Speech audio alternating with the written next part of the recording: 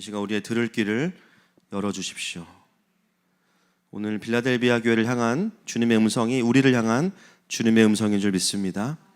교만한 자는 물리치시고 겸손한 자에게는 은혜를 주시는 하나님, 오늘 저와 우리 모든 성도들의 마음이 정말 겸손함으로 주님의 말씀을 경청하기 원합니다. 주님, 성경 그대로 말씀하여 주옵소서. 예수님의 이름으로 기도합니다. 네, 오늘은 이제 6번째 교회인 빌라델비아 교회를 함께 나누겠습니다.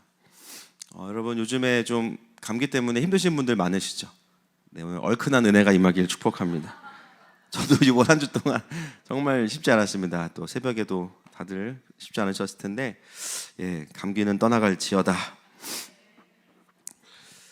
오늘은 이제 빌라델비아 교회 6번째 시간인데요. 이 빌라델피아 도시는 이 4대 도시로부터 그 동쪽 방향으로 40km 정도 떨어져 있는 도시입니다. 멀지 않은 곳에 이 빌라델피아가 있습니다. 이 도시는 이제 버가모의 왕이었던 유메네스 2세라는 왕이 이 도시를 이제 세웠고, 또 이 도시를 세울 때 아주 유명한 일화가 있었어요. 제가 이것을 지난번에 한번 나누었지만, 이 도시를 이해하는 데 있어서 이 리더들의 행보와 이 리더들의 어떤 그 선포는 되게 중요하거든요. 네. 이번 주에 이제 미국 대선이 끝났는데, 여러분 우리가 투표권 있는 건 아니었지만 어쨌든 이제 트럼프가 압도적으로 됐잖아요. 그 제일 먼저 연설한 게 뭐였죠? 이제 아이들이 학교에서 예전처럼 기도하게 해주겠다. 네, 제가 깜짝 놀랐어요.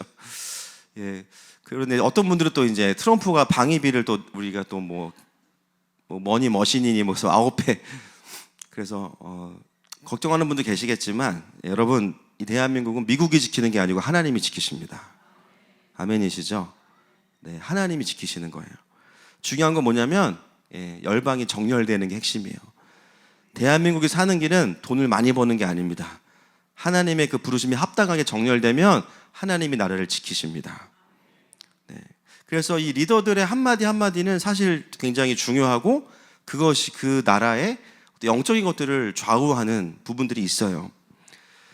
특별히 이 빌라델피아는 유메네스 2세가 이제 암살되었다는 소식이 있었고, 실제로 그런 전쟁을 통해서 굉장히 유메네스 2세가 사라져 있던 시간이 있었습니다.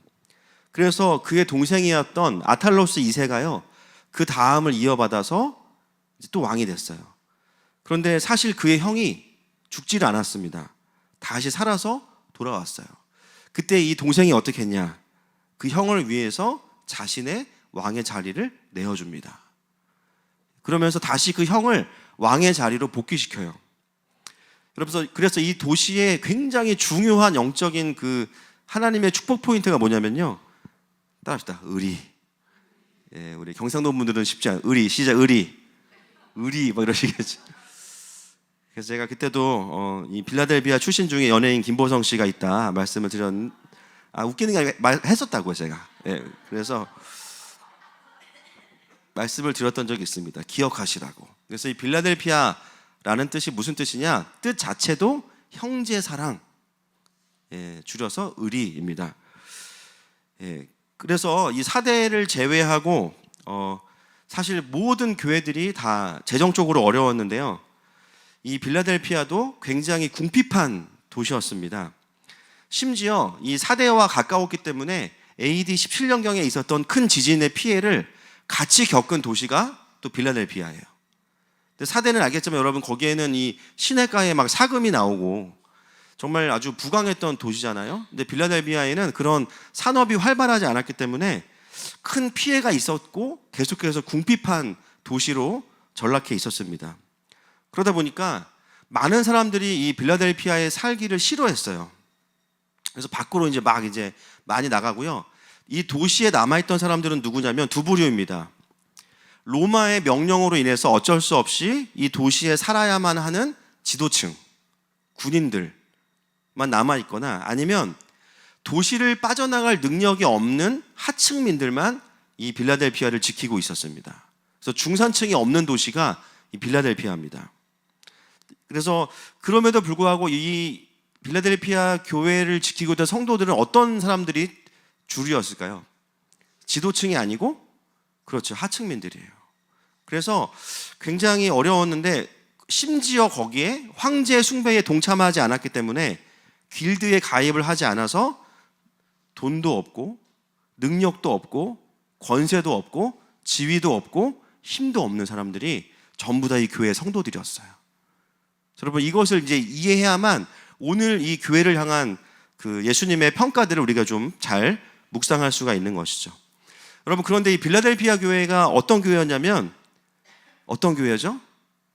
칭찬만 있는 교회입니다. 책망이 없어요. 칭찬만 있는 교회. 지난주에 봤던 부자교회였던 사대교회, 제가 지난주에 이제 허영에 대해 설교했더니 오늘 화장들 안 하고 오셨네. 제가 그렇게 두 번, 세 번 말씀드렸잖아요. 그 화장의 문제가 아니라고. 다음 주부터 이런 일이 없기를 축복합니다. 다들 은혜 받으셔가지고 그냥 생얼로 막 주님께 오셨는데,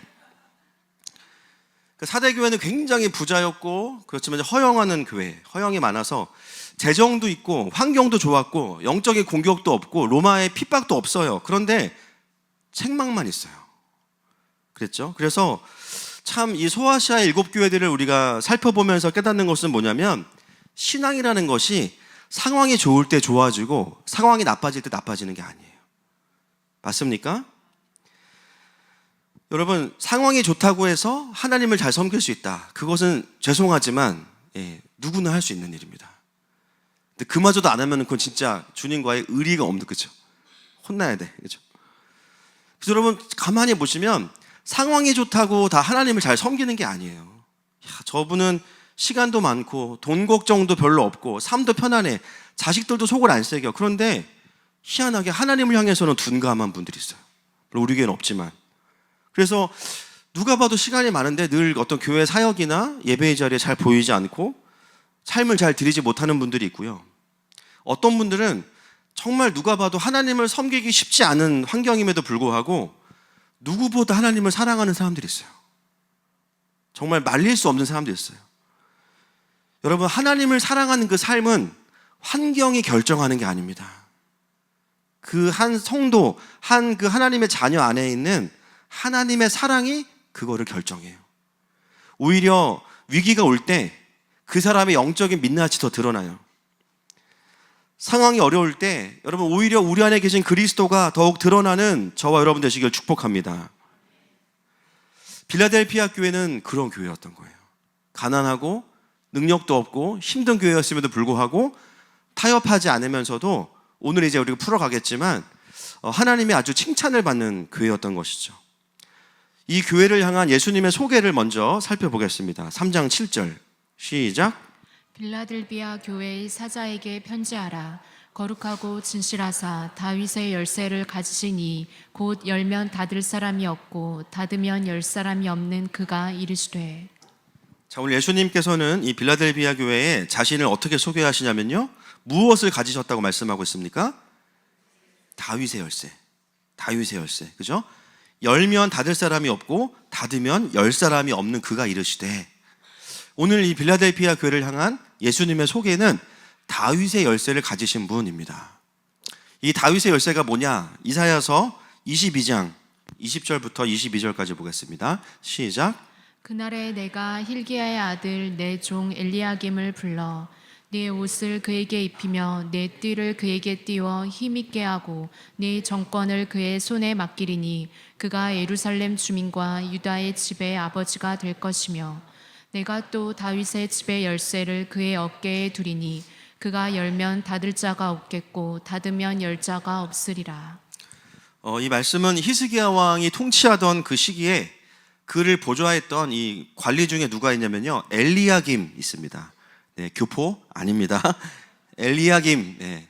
엘리야김이 있었는데요, 이 사람은 히스기야가 굉장히 총애하는 리더였어요. 그래서 엘리야김을 통하지 않고서는 누구도 히스기야에게 갈 수 없었어요. 그러니까 비서와 같은 아주 그냥 최측근이었죠. 그래서 왕을 만나려면 반드시 엘리야김을 통해서만 갈 수 있어요. 여러분, 예수 그리스도만이 하나님 아버지께로 갈 수 있는 유일한 열쇠가 되시고 길이 되십니다. 오늘 그 이야기를 하는 거예요. 구원의 길은 예수님밖에 없다는 거예요. 예수님을 통하지 않고서는 누구도 하나님 아버지를 만날 수가 없다는 겁니다. 그래서 이 열쇠, 이 다윗의 열쇠는 구원의 열쇠고요. 또 한 가지가 더 있습니다. 이 성전의 보물을 꺼낼 수 있는 그 열쇠를 누가 가지고 있었냐? 네, 엘리야김이 가지고 있었어요. 그러니까 성전에 있는 것들을 가지고 올 때는 반드시 엘리야김을 통해서 히스기야의 이제 컨펌을 받아서 그 모든 재정과 모든 보물들을 가지고 올 수 있었습니다. 그래서 이 다윗의 열쇠는 또 뭘 의미하냐면요, 하늘의 축복을 의미합니다. 여러분, 모든 구원은 예수님께 속했습니다. 모든 축복도 예수님께 속했습니다. 그래서 여러분, 그분이 열면 닫을 자가 없는 거예요. 아, 왜 저렇게 저 사람을 축복하세요? 주님 뭐라고 말씀하시는 거예요? 따라하시죠. 내 마음이야. 부럽지? 그렇게 말씀하시는. 하나님이 이 사람에게 정말 복을 주시기로 작정하면 넘어졌는데 앞에 수표가 있고, 아, 안 되겠다. 걸리니까. 현찰 5만 원짜리가 막 돈다발이 있고 막. 입사를 잘못했는데 더 큰 기업에 막 입사해가지고 막 합격하고 막. 그런 일들이 벌어지는 거예요. 여러분, 모든 구원이 그분께 속했고 모든 축복이 그분께 속해 있습니다. 오늘 그 주권을 가지신 예수님께서 빌라델비아 교회를 왜 칭찬하시고 이 교회에게 어떤 축복을 말씀하시는지를 우리가 이제 함께 들어야 되는 것이죠. 자, 오늘 그 교회를 향한 칭찬 포인트를 보겠습니다. 3장 8절 말씀 시작. 볼지어다 내가 내 앞에 열린 문을 두었으되 능히 닫을 사람이 없으리라. 내가 내 행위를 아노니 내가 작은 능력을 가지고서도 내 말을 지키며 내 이름을 배반하지 아니하였도다. 자, 그 예수님께서 빌라델비아 교회에게 주시는 축복이 뭐냐면요, 내 앞에 무엇을 두었다?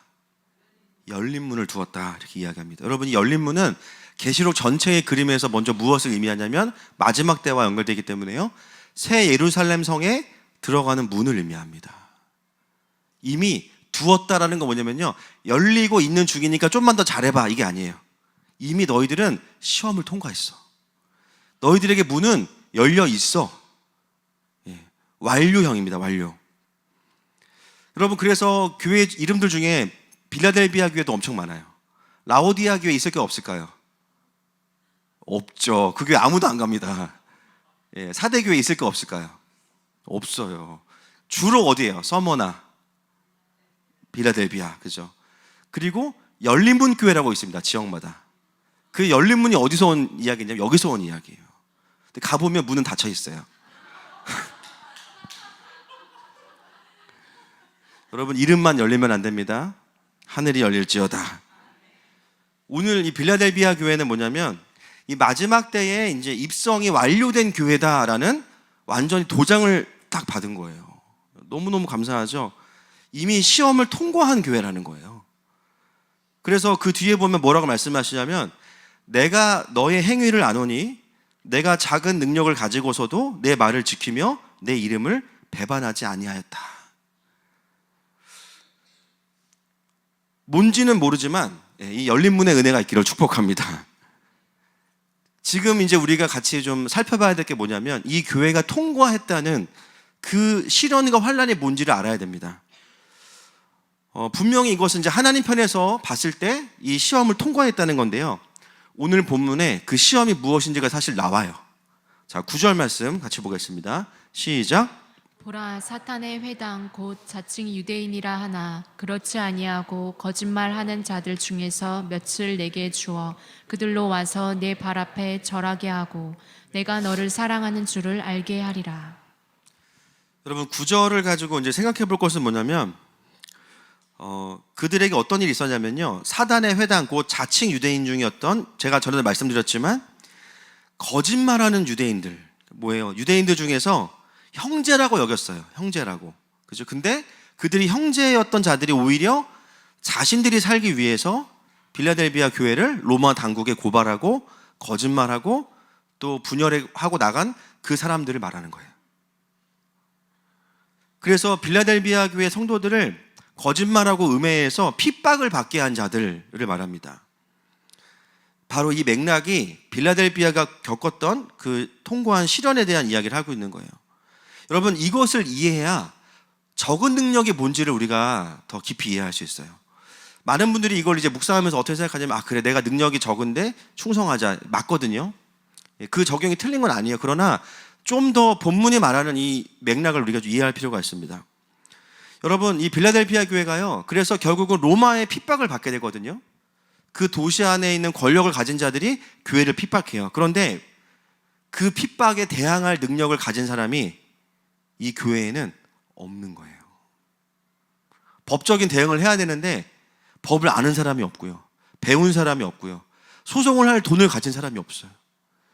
군사력으로 막 사람들을 끌고 가는데 그 로마 군인을 이길 힘이 없어요. 그래서 이 적은 능력이라는 것을 원어로 보면 사실은 무능력입니다. 무능력. 능력이 거의 없는 거예요. 무능력. 사회적으로 영향력 있는 정치가나 그런 사람이 한두 명도 있을 법한데 단 한 사람도 이 교회에는 그 핍박을 정면으로 이길 만한 사람이 존재하지가 않은 겁니다. 사회에 어떤 건강한 영향력을 끼치는 것은 둘째치고 탄압과 핍박이 왔을 때 그것을 세상적인 권세로 대응할 만한 아무런 능력이 없는 교회, 빌라델피아 교회입니다. 그럼에도 불구하고 그들은 어떻게 했냐면 신앙으로 주어진 이 시련과 환난을 그냥 믿음과 인내로 버틴 거예요. 분명히 어떤 사람들은 잡혀갔겠죠. 교회는 또 문을 닫았겠죠. 장소를 이전했겠죠. 근데 예수님의 평가는 뭐냐면 너희가 적은 능력으로 인내의 말씀을 지켰다, 이렇게 평가하세요. 빌라델비아는 세상의 권세가 없었지만 그들에게는 뭐가 있었냐면 진짜 권세자가 누구인지 아는 믿음이 있었습니다. 여러분, 이게 오늘 우리가 봐야 되는 가장 중요한 부분입니다.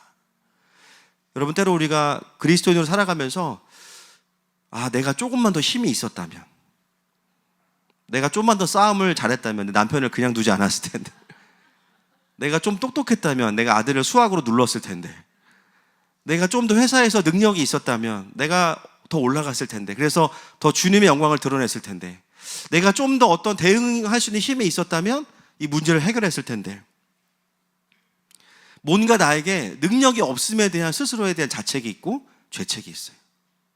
여러분, 오늘 이 교회를 향한 주님의 음성을 잘 우리가 묵상해 보면요, 우리가 세상을 이기는 것은 세상의 권세가 아닙니다. 우리 안에는 믿음이에요. 믿음이 세상을 이기는 겁니다.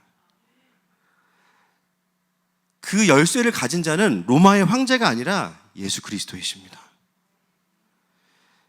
여러분, 그 예수님께서 제자들 앞에서 물어보시죠. 마태복음 16장 15절 17절 가이사랴 빌립보에서 물어보시잖아요. 같이 읽어보겠습니다. 시작. 이르시되 너희는 나를 누구라 하느냐? 시몬 베드로가 대답하여 이르되 주는 그리스도시요 살아계신 하나님의 아들이시니이다. 예수께서 대답하여 이르시되 바요나 시몬아, 내가 복이 있도다. 이를 내게 알게 한 이는 혈육이 아니요 하늘에 계신 내 아버지시니라. 그 로마 황제의 신상 앞에서 주님이 제자들을 향해서 물어보세요. 너희들은 나를 누구라고 하느냐? 똑같은 상황이죠. 그때 베드로가 고백합니다. 주는 그리스도시요 살아계신 하나님의 아들이십니다. 여러분, 이 고백은, 이 문장은 로마 황제를 향해서 모든 자들이 선포하는 그 고백하는 고백이에요. 그 똑같은 고백을 초라한 옷을 입고 계시는 예수님께 드리는 거예요. 지금도 많은 사람들이 바로 옆에서 그 신상 앞에서 당신은 하나님의 아들입니다라고 고백하고 있어요. 로마 황제의 신상 앞에서. 제자들, 특히 베드로가 어떻게 해요? 예수님을 향해서 주는 그리스도시요 살아계신 하나님의 아들이십니다. 예배 때 물어보신 게 아닙니다. 기도할 때 물어보신 게 아니에요. 세상에 시퍼런 권세가 살아있는 그 로마 황제의 권세 앞에서 예수님이 제자들에게 물어보셨을 때 베드로가 고백해요. 근데 그 고백을 향해서 예수님께서 수여하신 게 있어요. 18절 19절 시작. 또 내가 내게 이르노니 너는 베드로라. 내가 이 반석 위에 내 교회를 세우리니 음부의 권세가 이기지 못하리라. 내가 천국 열쇠를 내게 주리니 내가 땅에서 무엇이든지 매면 하늘에서도 매일 것이요 내가 땅에서 무엇이든지 풀면 하늘에서도 풀리리라 하시고. 아멘.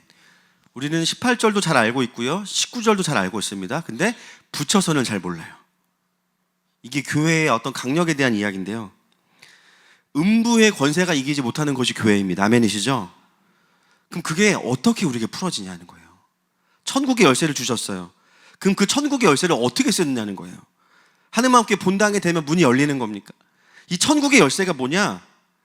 땅에서 묶으면 하늘에서 묶이고, 땅에서 풀면 하늘에서 풀리는 거예요. 그럼 이게 무엇이겠습니까?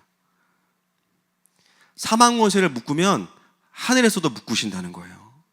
하나님의 나라를 풀면 이 땅에서 풀어지는데 하늘도 같이 풀어진다는 겁니다. 이게 바로 천국의 열쇠라는 거예요. 이거는 죽어서 갈 때만 쓰는 천국행 티켓이 아닙니다. 이 땅에서 경험되어지는 그 하나님의 나라, 하나님 나라를 다운로드할 수 있는 하나님의 백성들에게 주시는 강력한 믿음의 권세입니다. 그 음부의 권세를 이길 수 있는 천국 열쇠를 내가 베드로 자체가 아니라 베드로가 고백하는 그 그리스도를 고백하는 교회 위에 내가 주었다라고 말씀하시는 거예요. 여러분, 그리스도의 진리를 아는 교회는 무엇으로 사역하냐면요, 천국의 열쇠로 사역하는 거예요. 여러분, 우리가 이 땅에서 해야 되는 일이 뭐냐면요, 하나님을 모르는 자들, 하나님의 나라를 경험하지 못한 자들에게 이 천국의 열쇠로 하나님의 나라를 경험시켜주는 문을 열어주는 겁니다. 빌라델피아 교회는 세상의 권세가 없었어요. 전혀. 여러분, 그들이 칭찬받는 이유가 뭐냐면 그 핍박과 환난 속에서 인내의 말씀을 지켰다는 건 뭐냐면 힘이 없어서 당하고 있었다가 아니에요. 내가 힘이 없으니까 내가 그냥 당하고 있어야지, 그게 아니에요. 핍박과 환난 속에서 지속적으로 복음의 권세로 그 원망과 억울함과 분노에 묶이지 않고 계속해서 전진했다는 겁니다. 어떤 어둠의 공격도 상황은 그렇지만 그들을 묶을 수 없었다는 거예요. 눈에 보이는 사역은 하지 않았지만 그 환경 속에서, 그 핍박 속에서 계속 교회는 자유케 됐다는 거예요.